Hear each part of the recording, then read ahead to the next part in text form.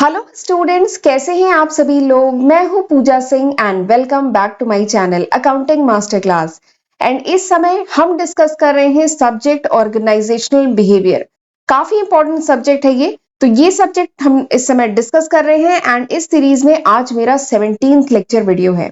16 lecture video मैं already upload कर चुकी हूँ, जिसमें हमने बहुत डिटेल में ओबी के बहुत सारे इंपॉर्टेंट कॉन्सेप्ट डिटेल में डिस्कस किए हैं। तो एक बार पिछले 16 लेक्चर वीडियो भी जरूर देख लीजिएगा। ओबी की सेपरेट प्लेलिस्ट मैंने अपने चैनल पे बनाई हुई है, तो जरूर एक बार रेफर करिएगा। एंड आज इस लेक्चर से हम एक न्यू चैप्टर स्टार्ट करने जा रहे हैं, जिसका नाम है एटीट्यूड। तो चलिए एक बार शॉर्ट में आपको मैं बता देती हूँ कि इस चैप्टर में, जो एटीट्यूड का ये चैप्टर हम पढ़ने जा रहे हैं, इसमें हम कौन कौन से टॉपिक पढ़ेंगे। तो सबसे पहले तो मैं आपको बेसिक कॉन्सेप्ट बताऊंगी कि एटीट्यूड मतलब होता क्या है, इसके फीचर्स क्या है, इंपॉर्टेंस ऑफ एटीट्यूड एंड कौन सा एटीट्यूड रिलेवेंट होता है for organisational point of view. OB के एस्पेक्ट में, रिस्पेक्ट में कौन सा एटीट्यूड एम्प्लॉय से एक्सपेक्ट किया जाता है, कौन सा रिलेवेंट होता है। ठीक है, हम ये पढ़ेंगे। इसके बाद हम पढ़ेंगे what is the effect of employ attitude. And उसके बाद हम देखेंगे कि कौन कौन से फैक्टर्स है, कौन कौन से सोर्सेस है जिनसे किसी पर्सन का एटीट्यूड फॉर्म होता है। एंड एटीट्यूड मेजरमेंट के बारे में भी पढ़ेंगे। ठीक है, तो ये सारे ही टॉपिक हमें बहुत डिटेल में इस चैप्टर में पढ़ने हैं।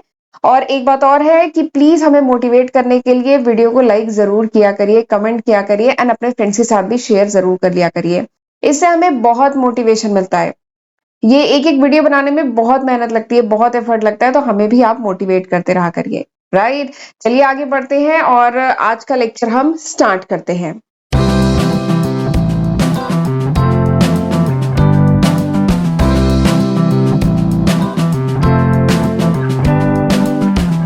एटीट्यूड। तो सबसे पहले हम बात करें कि व्हाट इज एटीट्यूड। एटीट्यूड होता क्या है। तो एटीट्यूड का हिंदी में वैसे मतलब होता है नजरिया। किसी भी ऑब्जेक्ट की तरफ या किसी भी पर्सन की तरफ या किसी भी सिचुएशन या इवेंट की तरफ हमारा नजरिया क्या है, दिस इज कॉल्ड एटीट्यूड। इसी को एटीट्यूड कहते हैं। तो देखिए मैंने यहाँ पे लिखा है एटीट्यूड क्या है। एटीट्यूड इज अ वे, एक तरीका। ठीक है, attitude is a way a person think feel and behave. हम कैसा सोचते हैं, हम कैसा फील करते हैं, हम कैसे बिहेव करते हैं अबाउट सम ऑब्जेक्ट, किसी ऑब्जेक्ट की तरफ या पर्सन की तरफ या किसी इवेंट या सिचुएशन की तरफ हम कैसा सोचते हैं, कैसा फील करते हैं, कैसा बिहेव करते हैं ना, यही हमारा एटीट्यूड बनाता है। ठीक है, हमारा नजरिया बनाता है किसी चीज की तरफ। राइट, तो एटीट्यूड क्या है। Attitude is a manner. Attitude वो मैनर है of acting, feeling and thinking, जो शो करता है हमारी ओपिनियन। देखिए एटीट्यूड से ही ओपिनियन बनती है। ओपिनियन मतलब राय। ठीक है, मेरा जैसा नजरिया रहेगा किसी चीज की तरफ, वैसी ही मेरी राय बनेगी ना उस चीज की तरफ। जैसे एग्जाम्पल लेते हैं कि कुछ लोगों को डॉग्स जो है एकदम नहीं पसंद। कुछ लोग ऐसे होते हैं जिन्हें डॉग्स एकदम नहीं पसंद, तो उनका एटीट्यूड निगेटिव है टुवर्ड डॉग्स। तो उनकी ओपिनियन कैसी बनेगी कि डॉग नहीं पालना चाहिए। ठीक है, लेकिन कुछ लोगों का एटीट्यूड बहुत पॉजिटिव है towards pets and towards dog. तो वो क्या होगा, वो जहां पे भी उन्हें डॉग दिखेगा उन्हें अच्छा फील होगा। ठीक है, वो उसके पास जाके उसे प्यार करेंगे। तो ये क्या है, दिस इज एटीट्यूड। यानी आपका नजरिया कैसा है, आप कैसा सोचते हैं, कैसा फील करते हैं, कैसा बिहेव करते हैं when you see that object. किसी ऑब्जेक्ट, किसी पर्सन, किसी सिचुएशन के बारे में आप कैसा सोचते हैं, फील करते हैं, बिहेव करते हैं, यही आपका एटीट्यूड बनाता है। एंड उसी के बेसिस पे ओपिनियन फॉर्म होती है।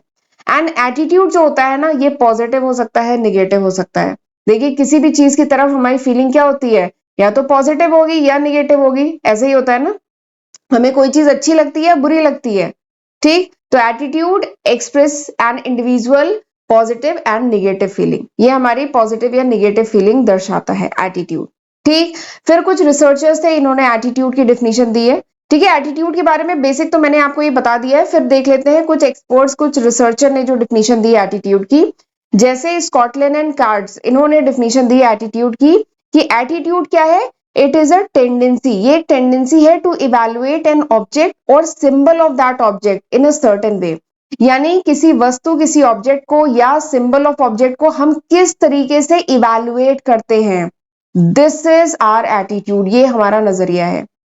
ठीक है, किसी चीज की तरफ हम किस तरीके से उसको इवेलुएट करते हैं, क्या वो हमें चीज ठीक लगती है, गुडनेस या बैडनेस के बेसिस पे। ठीक है, वो चीज अच्छी है या खराब है, डिजायरेबल है या अनडिजायरेबल क्वालिटीज है। तो इसके बेसिस पे जो हम इवेलुएट करते हैं ना किसी ऑब्जेक्ट को या सिंबल ऑफ ऑब्जेक्ट को, एक सर्टेन वे में जो इवेल्युएट करते हैं ना, यही हमारा एटीट्यूड होता है। ठीक, ये डेफिनेशन किसने दी थी? स्कॉटलैंड एंड कार्ड्स ने। एक और रिसर्चर है राइट्स, इन्होंने भी एक डेफिनेशन दी थी एटीट्यूड की। इन्होंने क्या कहा था? एटीट्यूड क्या है?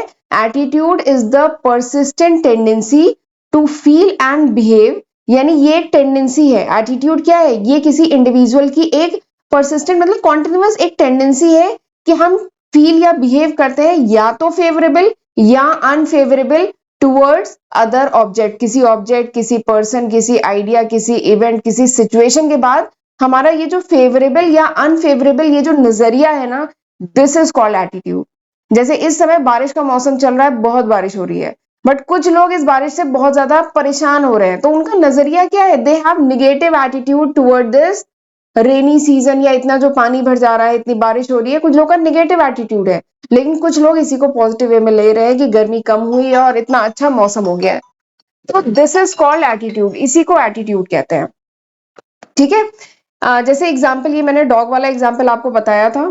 ठीक है, अगर कोई पर्सन है, वो डॉग लवर है, उसको डॉग पसंद है, उसका पॉजिटिव एटीट्यूड है डॉग की तरफ, तो वो खुश होगा जब भी डॉग देखेगा। लेकिन अगर किसी का निगेटिव एटीट्यूड है टुवर्ड डॉग, तो क्या होगा? वो बोलेगा कि डॉग डेंजरस है, दूसरे लोग को ही बोलेगा कि डॉग को नहीं पालना चाहिए, अवॉइड करना चाहिए। जहां डॉग देख लेगा उसका मूड खराब हो जाएगा।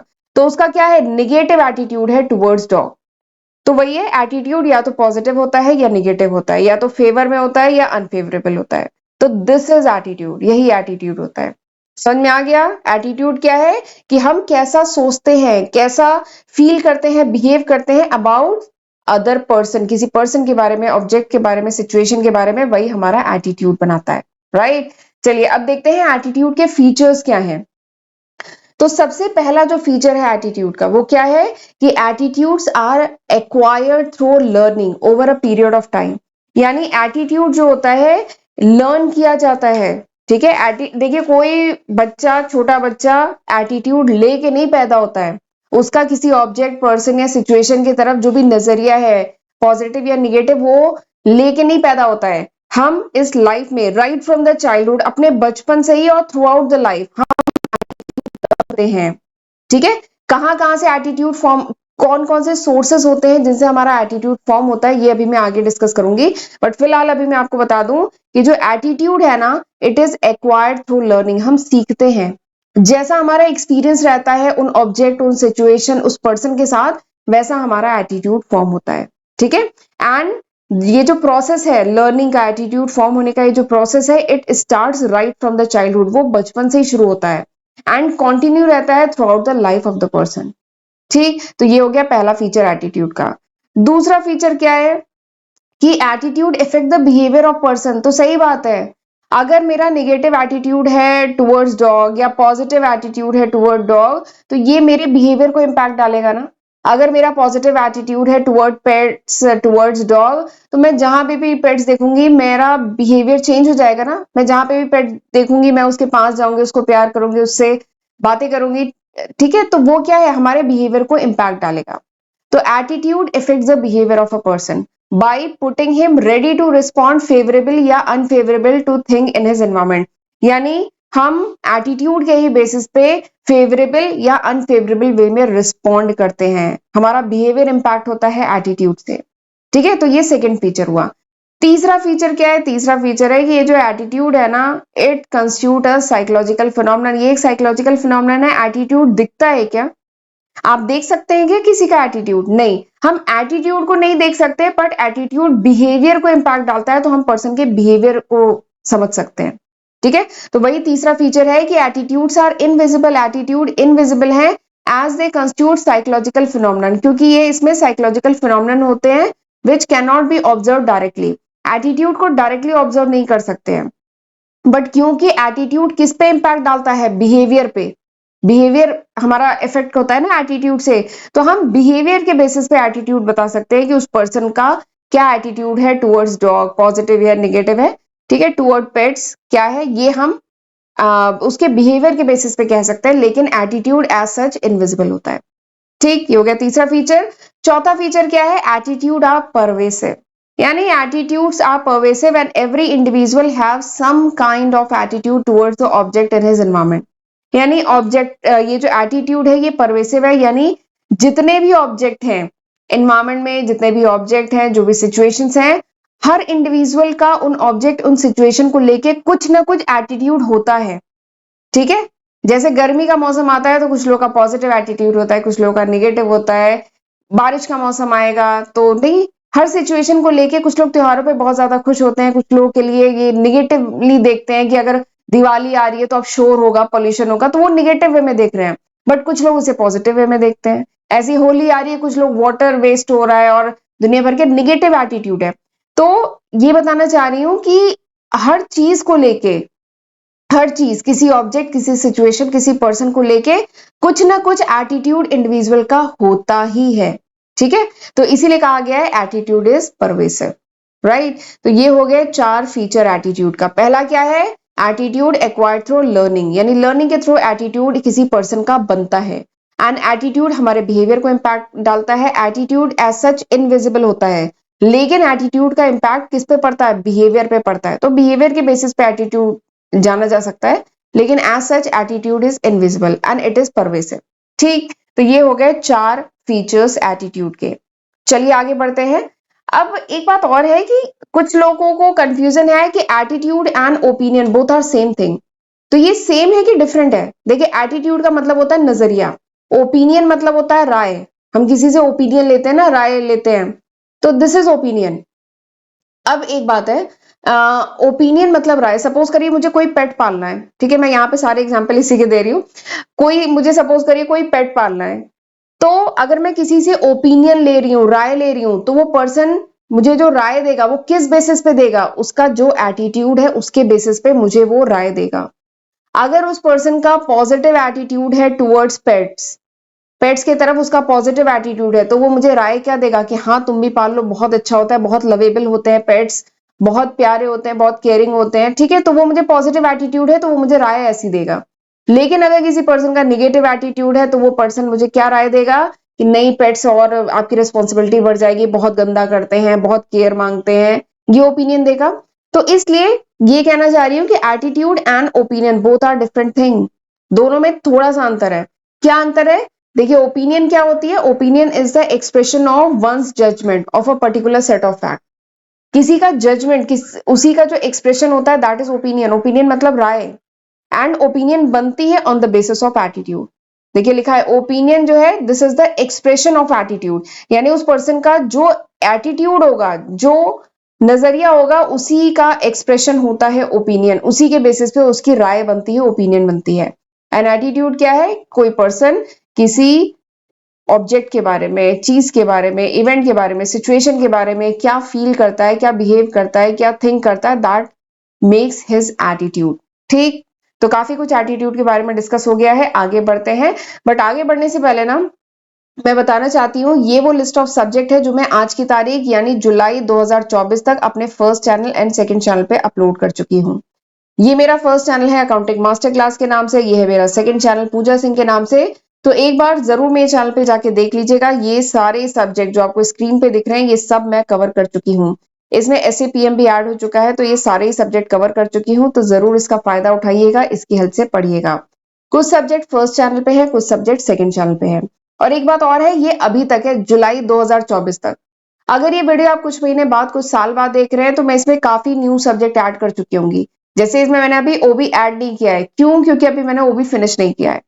ठीक है, तो ये सारे सब्जेक्ट हैं। एंड प्लीज भाई चैनल दोनों मेरा सब्सक्राइब कर लीजिएगा एंड वीडियो को लाइक जरूर करिएगा। मैंने स्टार्टिंग में ही बोला था, बहुत मोटिवेशन मिलता है हमें, राइट।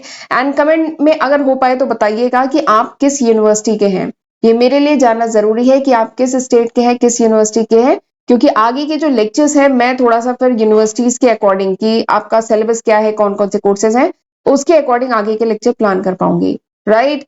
एंड अगर आपको नोट्स चाहिए then you can download my application from Google Play Store, and बाकी सारे लिंक आपको डिस्क्रिप्शन में मिल जाएंगे। एक बार डिस्क्रिप्शन जरूर चेक कर लीजिएगा, राइट।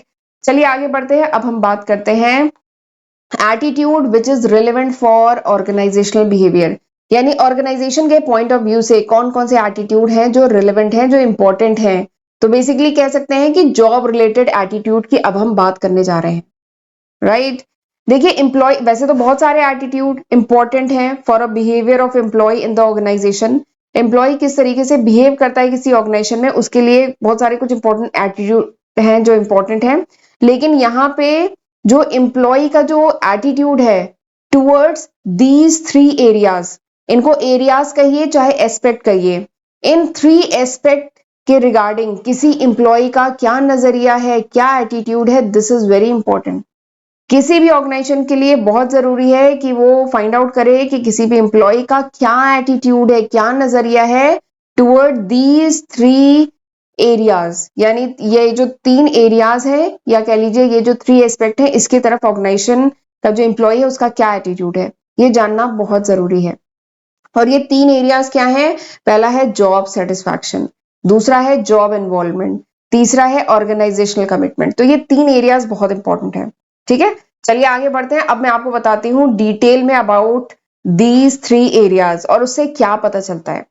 ठीक है, तो सबसे पहला क्या है? सबसे पहला है जॉब सेटिस्फैक्शन।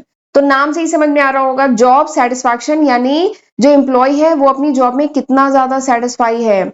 जॉब सेटिस्फैक्शन क्या रिफ्लेक्ट करता है? Extend to which employ find gratification और फुलफिलमेंट इन देयर जॉब, यानी एम्प्लॉय अपनी जॉब में कितना फुलफिलमेंट, कितना ग्रेटिफिकेशन फील करता है, दैट इज जॉब सेटिस्फैक्शन। इसी को जॉब सेटिस्फैक्शन कहते हैं। ठीक है, और एक बात और है, वैसे तो बहुत सारे फैक्टर्स हैं जो इफेक्ट करते हैं किसी भी एम्प्लॉय के जॉब सेटिस्फैक्शन को। बहुत सारे पर्सनल फैक्टर हो सकते हैं जो इम्पैक्ट डालते हैं एम्प्लॉय के जॉब सेटिस्फैक्शन को। ठीक है, जैसे एम्प्लॉय की नीड, एम्प्लॉय की जरूरत क्या है, ठीक है, उसकी एस्पिरेशन क्या है, organisational factor, relationship with worker, working condition, work policy, compensation, बहुत सारे फैक्टर हैं जो एम्प्लॉय के जॉब सेटिस्फैक्शन को इम्पैक्ट डालते हैं। ठीक है, तो ये बेसिकली मैं आपको बता रही हूँ, ये तीन एरियाज है जहां पे एम्प्लॉय का एटीट्यूड जानना बहुत जरूरी है। पहला है जॉब सेटिस्फैक्शन। ठीक, एक सेकेंड, मैं पिछली स्लाइड पे आ गई। हाँ, पहला है जॉब सेटिस्फैक्शन। ठीक है, तो ये पहला पॉइंट हुआ। दूसरा क्या है? Job involvement. जॉब इन्वॉल्वमेंट, देखिए इन्वॉल्वमेंट मतलब क्या है कि जो एम्प्लॉय है वो कितना इन्वॉल्व होके, कितना इमर्ज होके काम कर रहा है।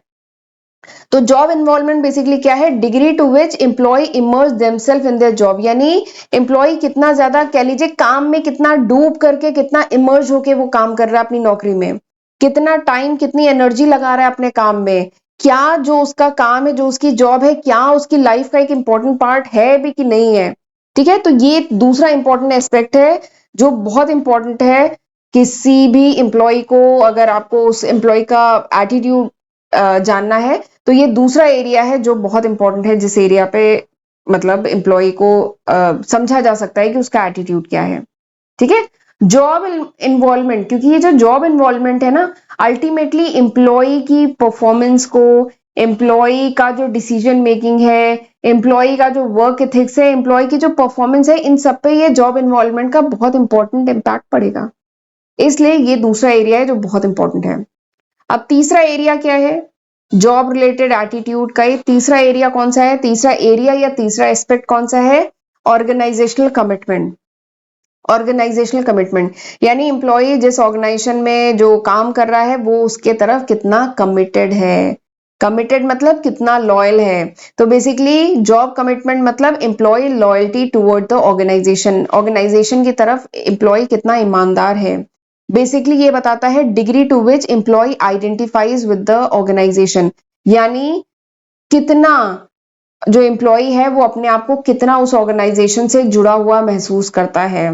क्योंकि अल्टीमेटली ना ये जो ऑर्गेनाइजेशनल कमिटमेंट है ये क्या मेजर करता है? ये बताएगा कि एम्प्लॉय की कितनी इच्छा है कि वो फ्यूचर में कितने समय तक इस ऑर्गेनाइजेशन में रुके। ठीक, ये क्या है? Organisational commitment. जितना ज्यादा एम्प्लॉय कमिटेड होगा ऑर्गेनाइजेशन के लिए, उतना शायद वो मन लगा के काम करेगा, वो ऑर्गेनाइजेशन की ग्रोथ को अपनी ग्रोथ समझेगा और उतना लंबा वो ऑर्गेनाइजेशन में रहेगा। तो this is organisational commitment.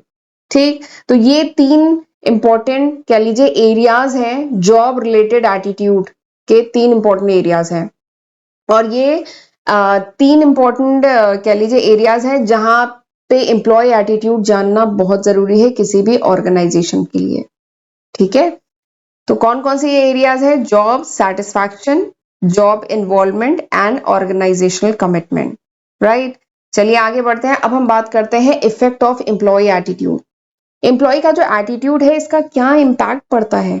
Employ का जो एटीट्यूड है इससे ऑर्गेनाइजेशन पे क्या इम्पैक्ट पड़ता है। देखिए हमारा जो सब्जेक्ट है उसका नाम क्या है, ऑर्गेनाइजेशन बिहेवियर। ठीक है, उसमें हम लोग कौन सा टॉपिक पढ़ रहे हैं, एटीट्यूड का टॉपिक पढ़ रहे हैं इस समय। तो अब जरा दोनों को लिंक करते हैं। एटीट्यूड क्या होता है, फीचर क्या है, ये सब तो समझ गए हम। लेकिन इस एटीट्यूड का ऑर्गेनाइजेशन पे क्या इंपैक्ट पड़ा है, अब ये समझना तो सबसे ज्यादा जरूरी है ना, क्योंकि इसीलिए तो ये टॉपिक हम पढ़ रहे हैं कि जो एम्प्लॉय का एटीट्यूड है इसका ऑर्गेनाइजेशन पे क्या इंपैक्ट पड़ता है। तो सबसे पहला जो इंपैक्ट पड़ता है एम्प्लॉय के एटीट्यूड का ऑर्गेनाइजेशन पे, वो क्या है, एम्प्लॉय की परफॉर्मेंस। एम्प्लॉय की परफॉर्मेंस ना, देखिए अगर एम्प्लॉय का एटीट्यूड पॉजिटिव है, ठीक है, एम्प्लॉय का एटीट्यूड पॉजिटिव है टुवर्ड जॉब सेटिस्फैक्शन, यानी अगर एम्प्लॉय अपनी नौकरी में संतुष्ट है, सेटिस्फाइड है, जॉब इन्वॉल्वमेंट है उसमें, यानी वो जॉब में एकदम इमर्ज होकर काम करता है, खूब एनर्जी खूब टाइम दे करके काम करता है, एंड वो ऑर्गेनाइजेशन की तरफ कमिटेड है, लॉयल है ऑर्गेनाइजेशन की तरफ, ऑर्गेनाइजेशन में लंबा रहने का सोच रहा है, तो क्या होगा, नो डाउट एम्प्लॉय की जो परफॉर्मेंस होगी that will be higher, employ की परफॉर्मेंस अच्छी होगी ना। तो अगर एम्प्लॉय का जो एटीट्यूड है टुवर्ड दीज थ्री एरियाज जो अभी हमने डिस्कस किया, job satisfaction, job involvement and organisational commitment, अगर ऑर्गेनाइजेशन का जो एम्प्लॉय है उसका पॉजिटिव एटीट्यूड होगा इन तीन एरियाज पे, तो क्या होगी, उसकी परफॉर्मेंस विल बी हायर, उसकी परफॉर्मेंस अच्छी होगी।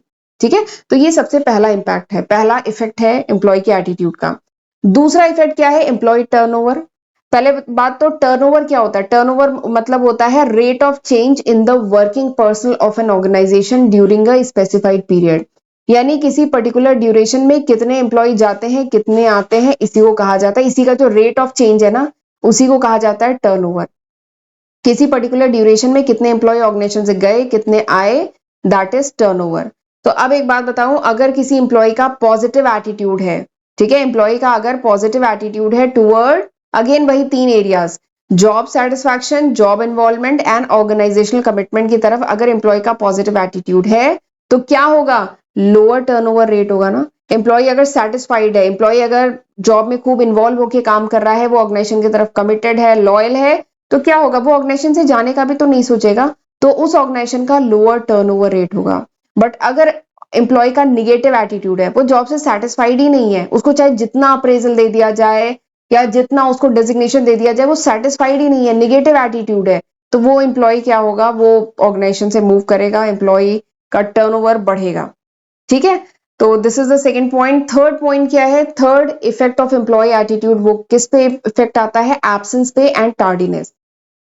एम्प्लॉय का जो एटीट्यूड है वो और क्या इंपैक्ट डालता है, तीसरा है एब्सेंस एंड टार्डीनेस। एब्सेंस का क्या मतलब है, पूरे दिन के लिए एब्सेंस होना, एब्सेंट होना। एब्सेंस बेसिकली देखिए अगर हम अनऑथराइज एब्सेंट हो जाए, देखिए एक होता है परमिशन लेके छुट्टी लिया, एक होता है अनऑथराइज एब्सेंस हो जाए, यानी बिना बताए आप काम से, मतलब आप नहीं आ रहे, कुछ दिनों से नहीं आ रहे, दैट इज एब्सेंटिज्म।